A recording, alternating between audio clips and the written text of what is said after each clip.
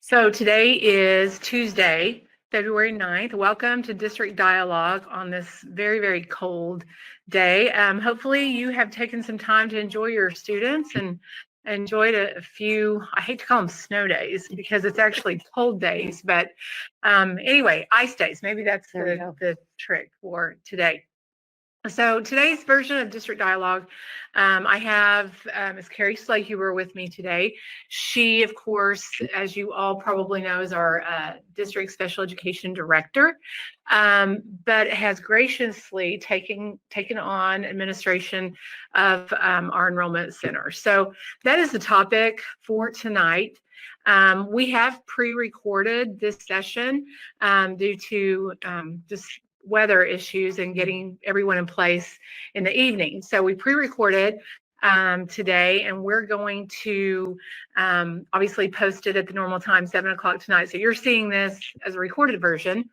And there is, we'll show you in just a minute, a link so that you can ask questions of which we will respond via an email or at the next dialogue meeting. So welcome tonight, and be patient with us as we try to get this recording, get the information inside it that we want to put out tonight. So we're going to be talking about a really important subject. And Mr. Beard is actually sitting to my left running the equipment.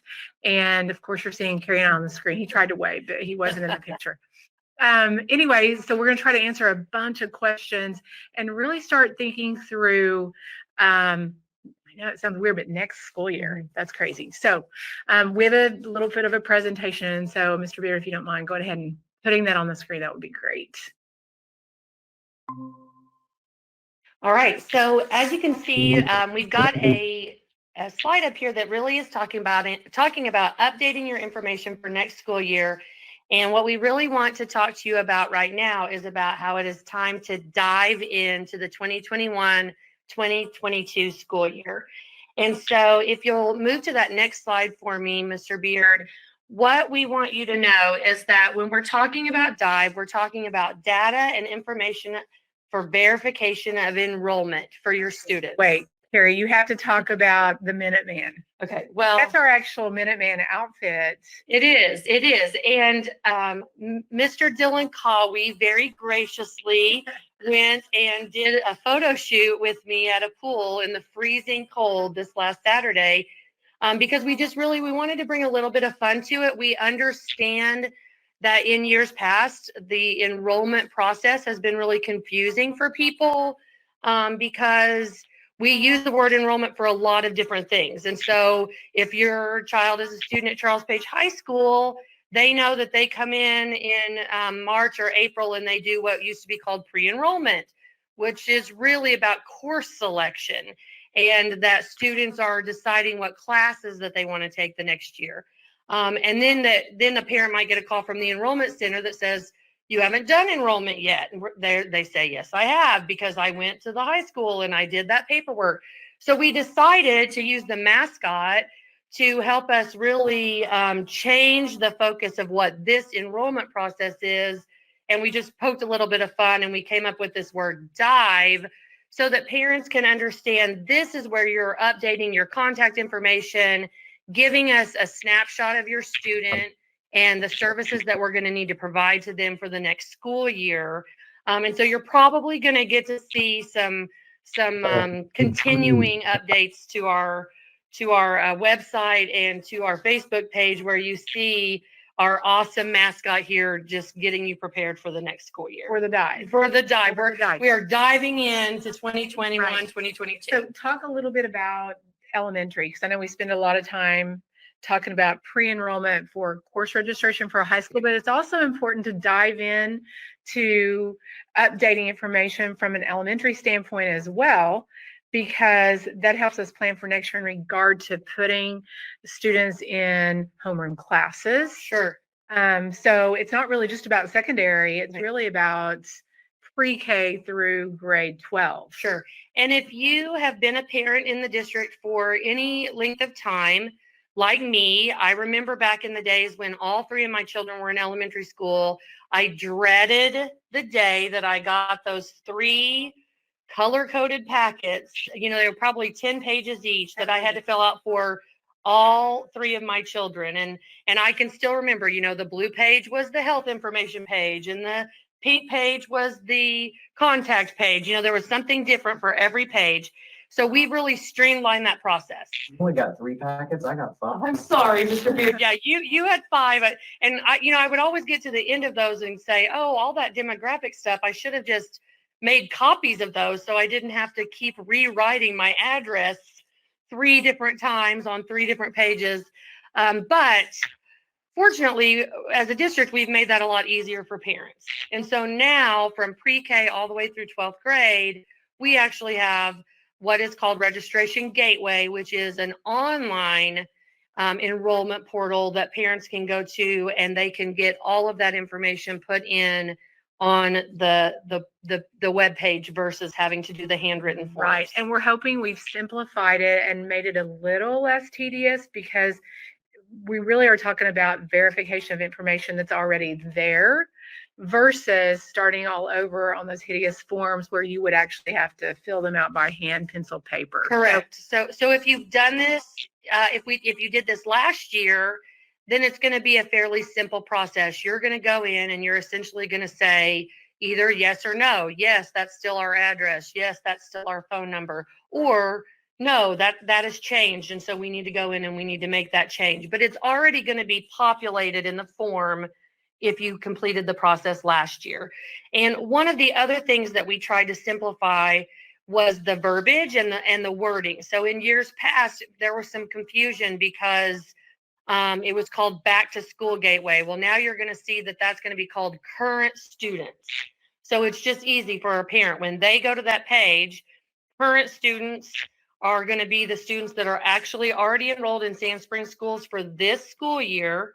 That's the link the parents are going to that click are on. attending right now. They are attending right now, whether they're attending virtually, blended, in person, however they're attending. If they are currently a Sand Springs student, click on current students. They're not attending today because they're at home enjoying their ice. But Not today, not February 9th, but Right. for the school year. Exactly. So the next slide, I believe, just tells you that this is pre-recorded, and then also has a link to a form that you can fill out and submit if you have questions. And then Ms. Layhuber is going to take the time later this week or early next week to try to answer all of those. So a little bit different format than it has been in the past, but we certainly want to make sure that we're answering questions. Now, I will say the portal's not ready yet. So we're doing this a little bit in advance to try to prepare our folks to be ready so that when the portal opens in a couple of weeks, a week or two, you'll have a clear understanding of the how-to. Let's shift and prepare ourselves for, in February, what should we be thinking about? If I'm a parent ready to start the data verification process, some of the things that we need to think about are showing in the slide that's currently on the screen. And the first part is, how does my student learn best?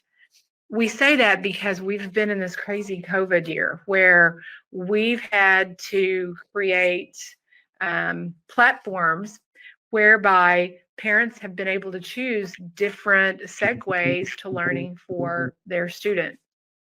And we've learned a whole lot. I would imagine as a parent, maybe you've learned a whole lot about the way your child learns. You've gained experiences because of the shift this year that maybe you didn't know before. And so I would ask you to start thinking about, number one, how does my child learn best? Was this year in my choice of learning environment, did that go well for my student? Or are there some things I would think through and do differently? And so I think it's important, and Mr. Beard's going to kind of pipe in here to talk about what does Sand Springs have to offer in terms of different learning models. So they're listed. Mr. Beard, I'm going to let you just kind of take the lead and share a description. So that's a great question, because I know that when you look at these 3 types of learning that we offer, it can be kind of confusing. So as we've always done, we have in-person instruction, which is the type of learning that your child engages in in the brick and mortar classroom, so at their site. Then we have the Virtual Academy. Now, the Virtual Academy is our own Sand Springs Public Schools district online program. And that involves Mr. Jay Roeder, who is the director of the Virtual Academy, working with his staff to work with children online using programs like Edgenuity, Study Island, all sorts of learning tools that we have to help your child engage in online learning so that they can learn from home but still stay engaged with Sand Springs Public Schools. So let's pause for a minute, Sean, because I want to be really clear. We've had our virtual academy for some time. Yeah. And I believe this is the 9th or 10th year Sand Springs Public School has been running a virtual academy. It is.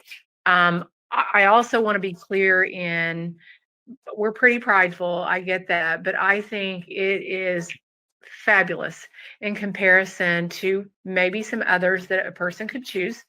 In terms of the kind of service delivery model we take seriously, in other words, delivering instruction with integrity, making sure that the teachers whom a student might receive tutoring from is highly qualified and certified to teach in that curriculum area. Do you mind expanding on that a little bit? Absolutely. So, we have had the Virtual Academy as part of the district since 2012, I believe, was the first year that we The started. 9th year we're in. Yeah. And through that time, we've gone through a lot of learning to, as far as how to best provide an education in an online environment. And currently, Mr. Roeder has, working alongside him, elementary faculty that are certified teachers that can work with your child pre-K through 5. They work in a live environment as much as possible to provide one-to-one instruction so that the child can stay on top of whatever subject the teacher may be covering. But they also provide intervention for the children so that if they start to fall behind, just like they would in the brick and mortar classroom, they will work with that child to make sure that they stay on top of the learning process. And those 2 teachers are at the virtual academy every single day, That's correct. all day long. And then Carrie, you might also add to the structure, because we have an additional teacher there as well, based on, I think, a recommendation from Mr. Roeder, but also I know you were very involved in our special education teacher. So you might Sure. talk about that a little. Sure. And so we have a secondary special education teacher who is also on site all day, every day. And she is also English certified. And so she really has a couple of different hats that she wears there at the Virtual Academy. But she is the go-to person for special education, because we understand that even students who are on IEPs may need to learn differently. And it may need to look a little bit different than it has in the past. So she is the go-to person there for special education.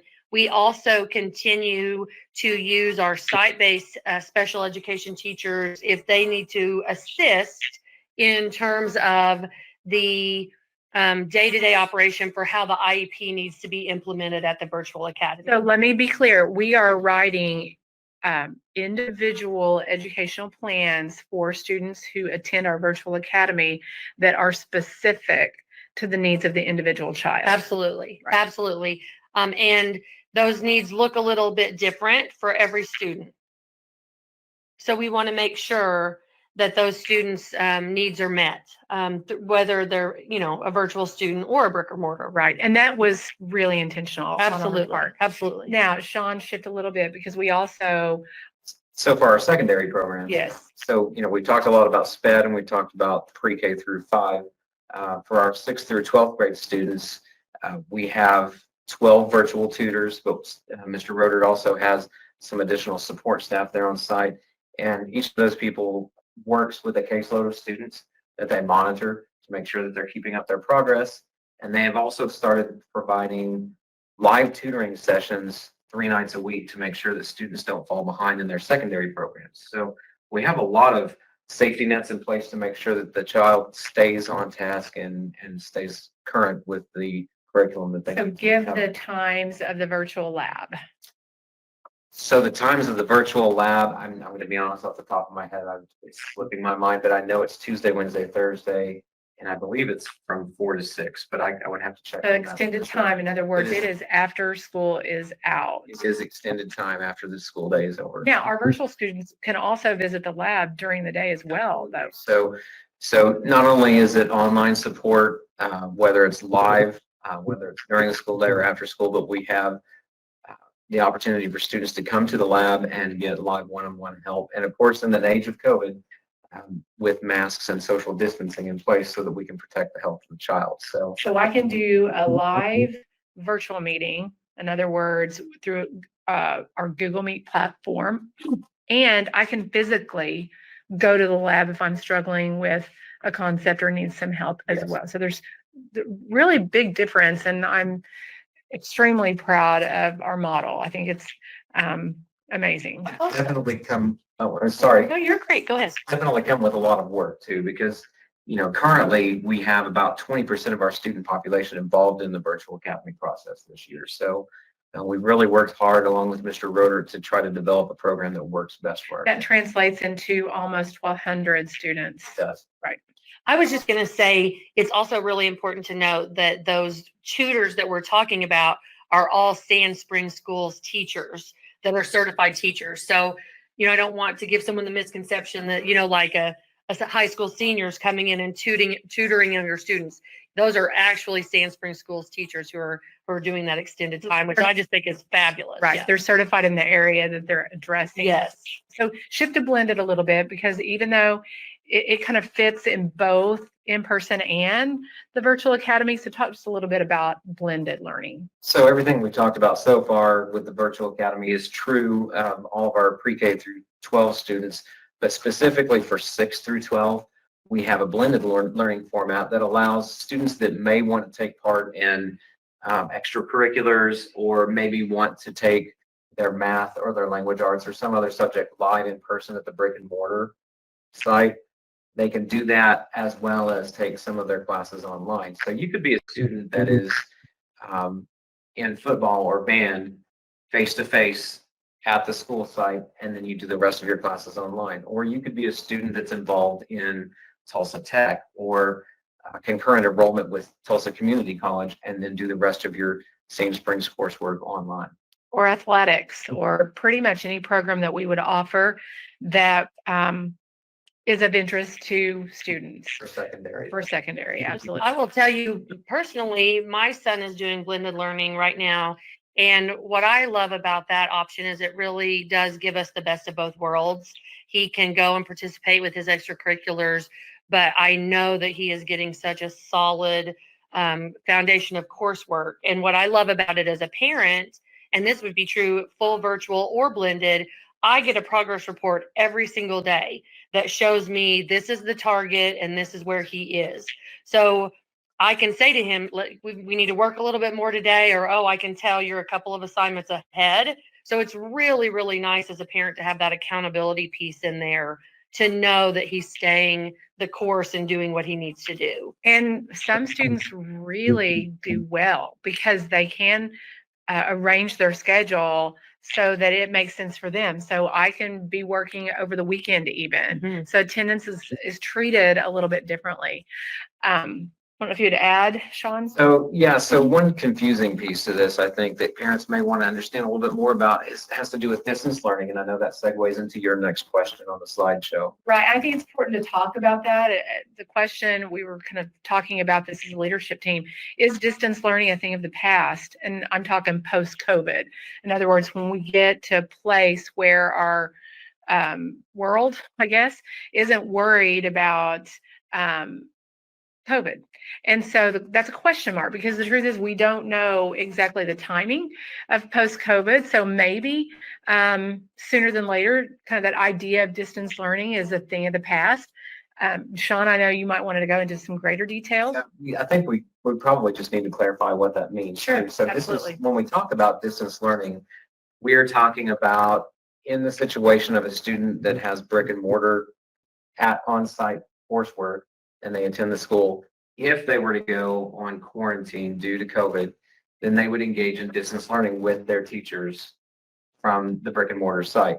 Or, for instance, if the district had to do a total shutdown or a site shutdown due to COVID, then we would engage in distance learning. And that is different from the virtual academy in the sense that it allows teachers to seamlessly segue from a face-to-face instruction model to an online model until the child returns from quarantine. So I hope that clarifies the difference between the learning models that we offer. We're learning a lot just like everyone else is, and we've begun the discussions of how do we make it better. One of the things that we're thinking through right now is what is our enrollment going to look like in the fall? Right now, we have, like Mr. Beard said, 20% of our students that are accessing some sort of form of the virtual academy, whether it was full-time virtual or blended.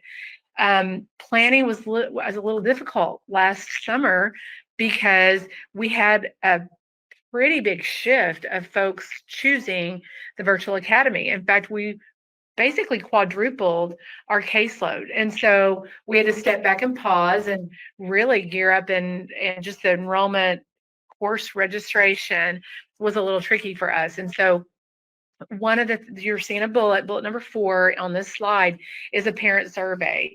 And we're going to be sending that out via a text message to all of our folks as well. But this is really going to be helpful for parents, at least for us, for planning purposes, and for parents to fill that out and let us know what they're thinking for their student for the fall or for the late summer, August of 2021. So the survey's there.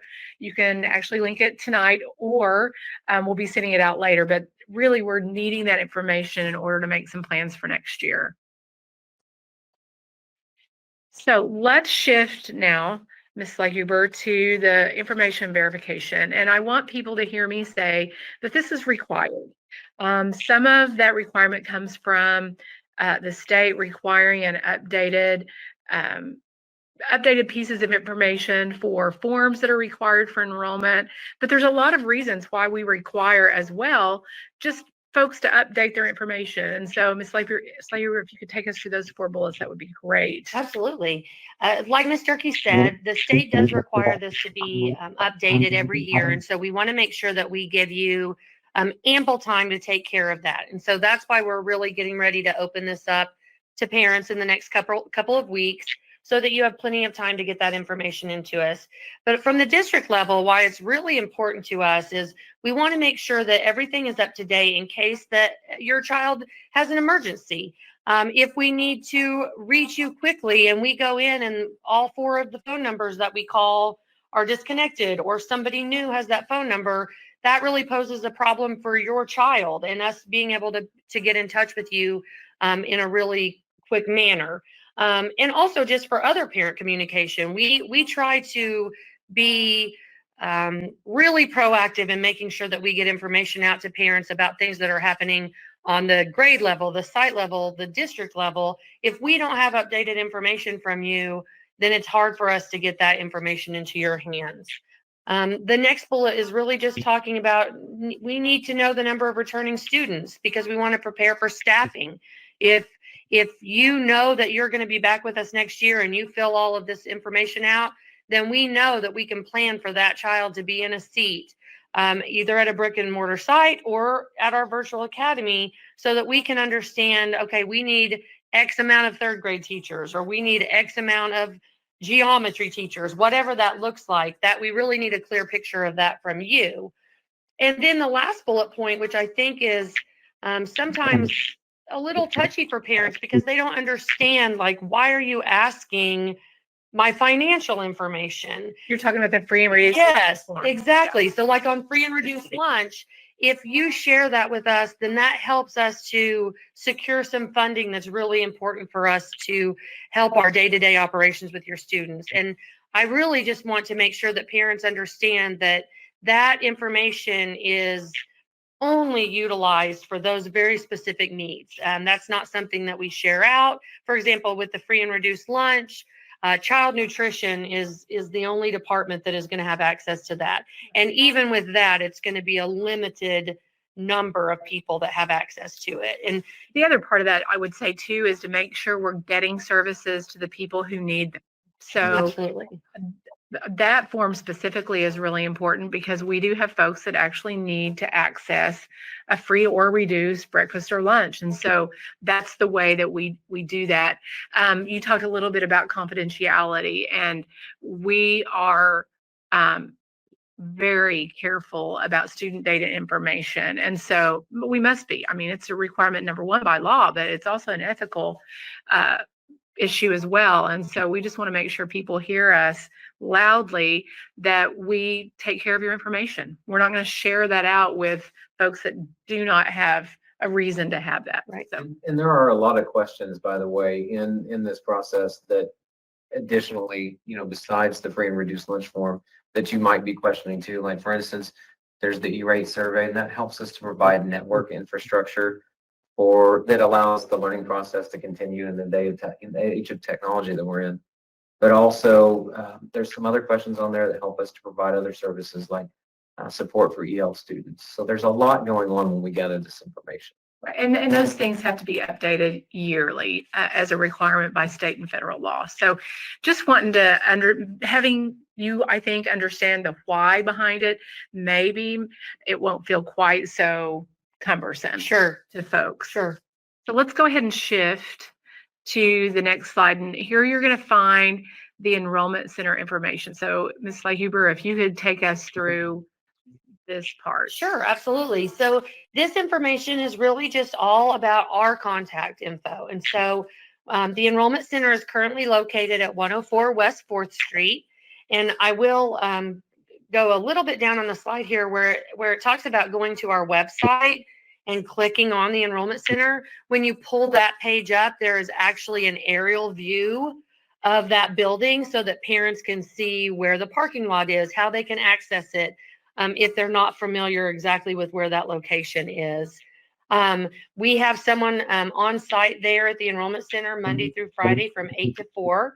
And they can also be reached by phone at that number, 918-246-1448, or by email, enroll@sandites.org.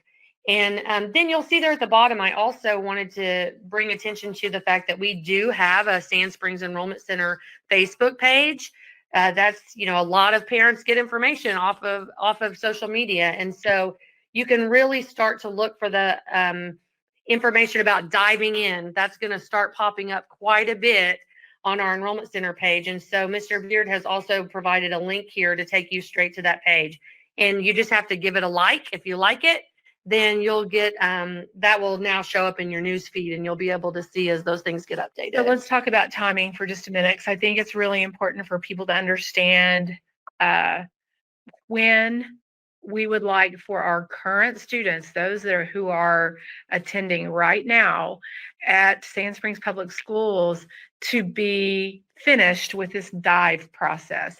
And I think it's important to understand that we're also enrolling new students at the same time. And so our goal to make sure we're taking care of the needs of our current students would be to have that dive process done before school's out this spring. Absolutely. I would like to target, for us, it would be really great to have all of that done by May. But certainly before school shuts down for the summer and you're on to summer vacation and swimming and all those fun things that you do in the summer, having that information completed prior to school being out is really important, so that in the summer we can hyper focus on the new enrollees coming in, because we get a fair amount of new folks coming into the district into the fall. So for the fall semester.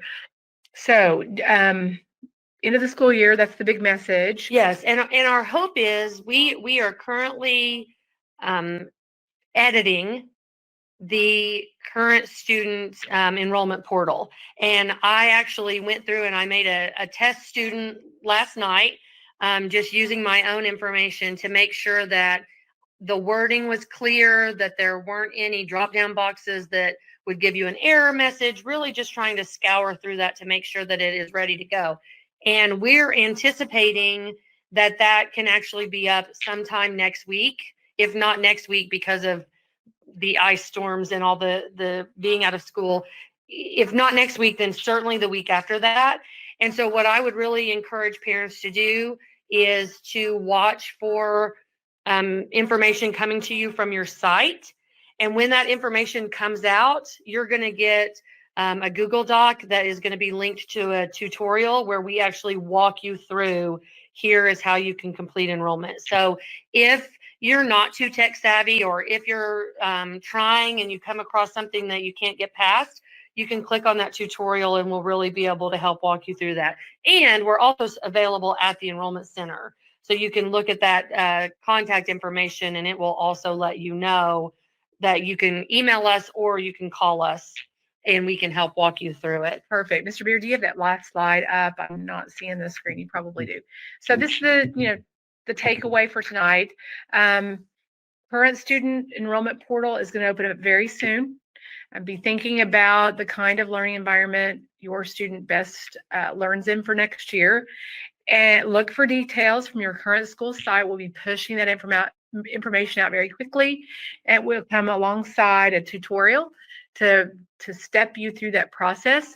And again, I want to leave with just that before school's out, we really, really, really would like you to have your student dive into that portal. So Yes. I think that concludes. Does anybody have last comments before we say good night? I don't think so. All right. Well, thank you for joining us. Again, you have lots of information. You can rewatch it because it will be posted on our Sandite Learning YouTube channel. And hope you're having fun with the cold weather. Bundle up. That's exactly.